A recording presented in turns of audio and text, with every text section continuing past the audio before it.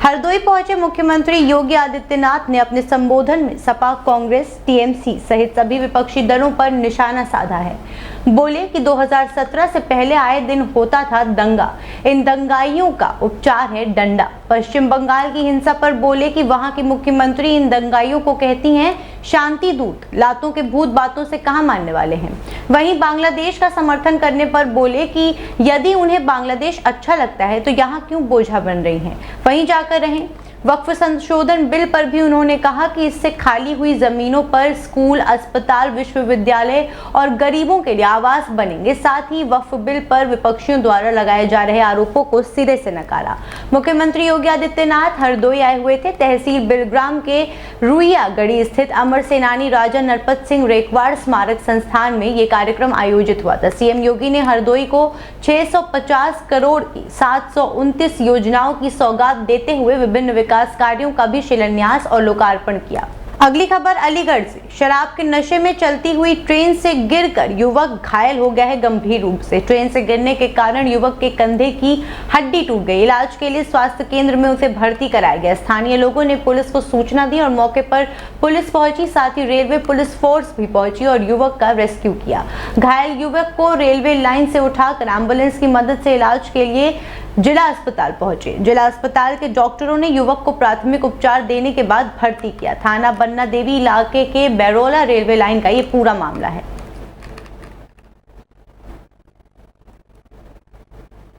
अगली खबर झांसी से। खबर झांसी के गरौठा थाना अंतर्गत आने वाले ग्राम बराऊ से है, जहां अजारक तत्वों ने एक बार फिर अपनी हरकतों से क्षेत्र की शांति भंग करने का प्रयास किया। बीती रात अज्ञात लोगों ने भगवान बुद्ध की मूर्ति को उखाड़कर पास की झाड़ियों में फेंक दिया। सुबह जब स्थानीय लोगों ने देखा तो मूर्ति गायब थी, जिसके बाद तलाश करने पर मूर्ति झाड़ियों में मिली। ये घटना क्षेत्रवासियों के लिए अत्यंत पीड़ादायक रही और लोगों ने भारी आक्रोश दिखाया। घटना की सूचना मिलते ही पुलिस मौके पर पहुंची और मामले की जांच में जुट गई। पुलिस ने अज्ञात आरोपियों के खिलाफ मामला दर्ज कर लिया है और आसपास लगे सीसीटीवी कैमरों फुटेज की खंगाली जारी है। स्थानीय लोगों ने प्रशासन से सख्त कार्यवाही की मांग की है ताकि ऐसी घटनाएं दोबारा ना हो सके और धार्मिक भावनाएं आहत ना हो। अराजक तत्वों द्वारा तथागत गौतम बुद्ध जी की प्रतिमा को उखाड़कर और एक जगह से दूसरी जगह फेंक दिया गया है, जिसके जैसे ही जानकारी हुई यहाँ हम सब एकत्रित हुए हैं। भीम आर्मी के लोग हैं और गांववासी हैं एवं हमारे पत्रकार महोदय सभी उनका मैं बहुत बहुत धन्यवाद देता हूं कि यहाँ पे सभी लोग एकत्रित हुए हैं समय पर आने के लिए, और मैं आपसे यही आशा करता हूं। अगली खबर अलीगढ़ से। अलीगढ़ जिलाधिकारी कार्यालय को बम से उड़ाने की धमकी का मेल मिलने के बाद पुलिस प्रशासन अलर्ट नजर आ रही है। भारी सुरक्षा व्यवस्था के इंतजाम किए गए हैं और पूरे मामले को लेकर जांच पड़ताल भी जारी है। पूरे मामले को देखते हुए अलग अलग टीमों की अलग अलग कार्यों पर लगाया गया है। जिलाधिकारी को मेल के माध्यम से ये धमकी दी गई है।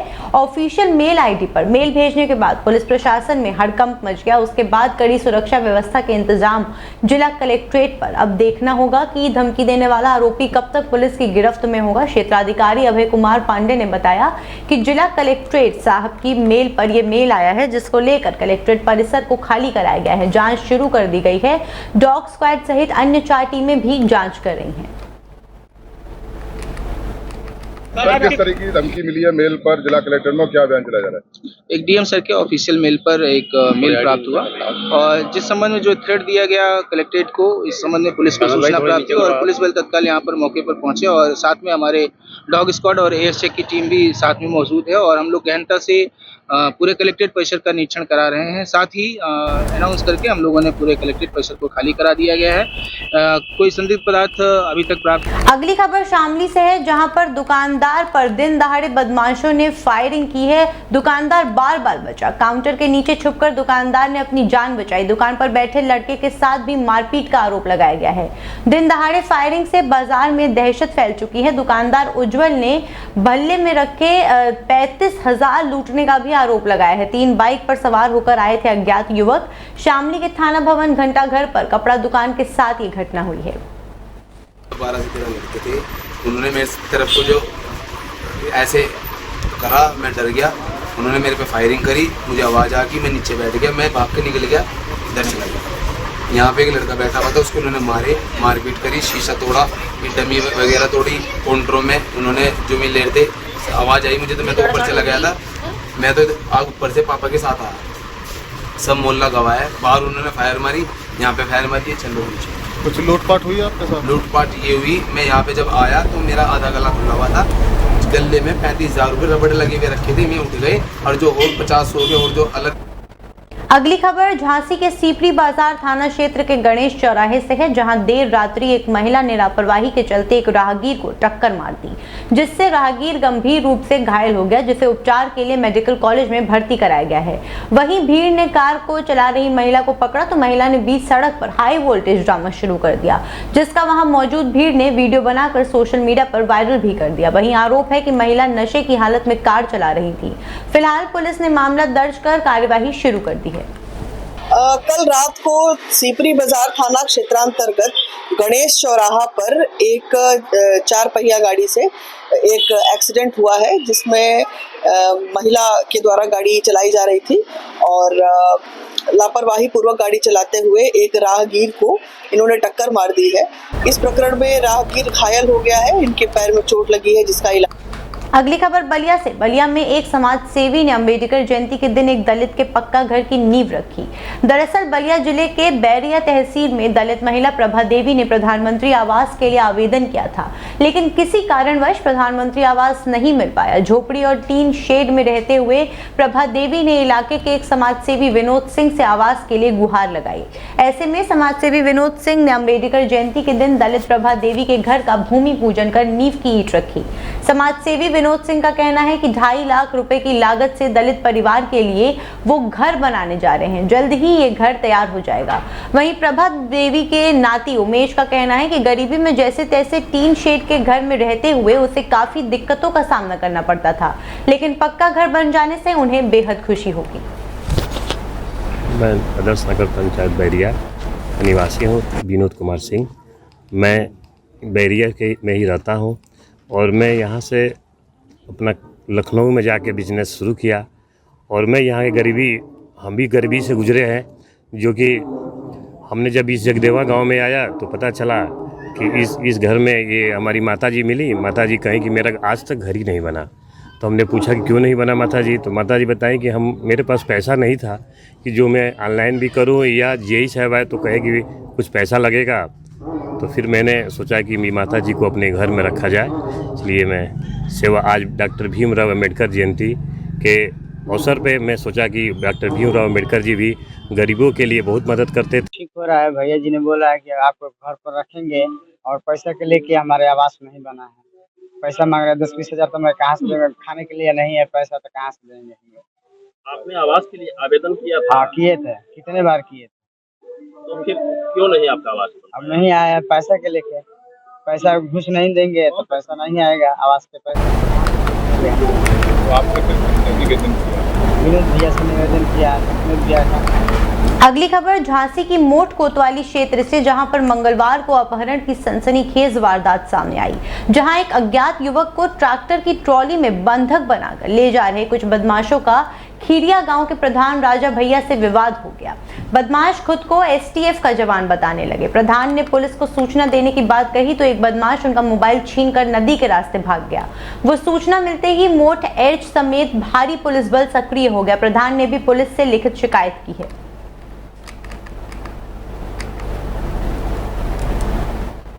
अगली खबर जनपद रामपुर से, जहां पर थाना सिविल लाइन क्षेत्र स्थित पनबड़िया लोहा मिल के पास एक निजी अस्पताल में इलाज के दौरान 3 महीने के मासूम बच्चे की मौत हो गई, जिस पर परिजनों ने निजी अस्पताल के डॉक्टर और स्टाफ पर बच्चे के इलाज को लेकर लापरवाही के गंभीर आरोप लगाए हैं।